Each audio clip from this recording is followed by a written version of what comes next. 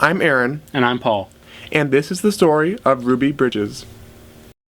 In 1954, the Brown v. Board of Education of Topeka case brought about the desegregation of schools in the U.S.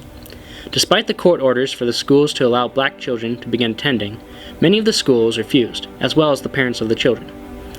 That's where Ruby Bridges came in. Ruby was one of the first African American children to be integrated into an all-white school. Ruby was born to parents Abon and Lucille Bridges in Tylertown, Mississippi. When she was 4 years old, they moved to New Orleans, Louisiana.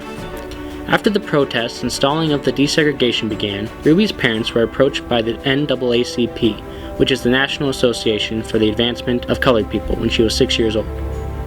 They propositioned her parents to put her into the all-white school that was closer to her house than the one that she had been attending for kindergarten.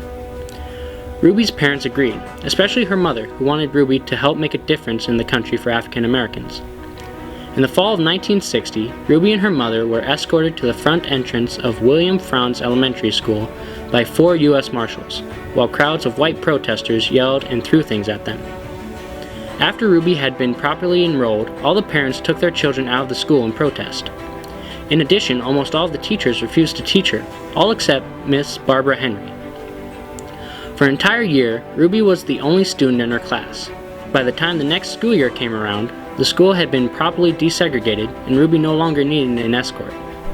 Ruby's bravery, as well as that of the other first children that aided in desegregating schools, paved the way for many more children of color to learn along with white children. In 1990, Ruby started the Ruby Bridges Foundation after fearing that her home school would fall back into desegregation due to the poorer districts. Today, the Ruby Bridges Foundation aids in eliminating racism and increasing cultural understanding through the use of community service. In 2001, Ruby Bridges was awarded the Presidential Citizens Award for her work in education and eliminating racism.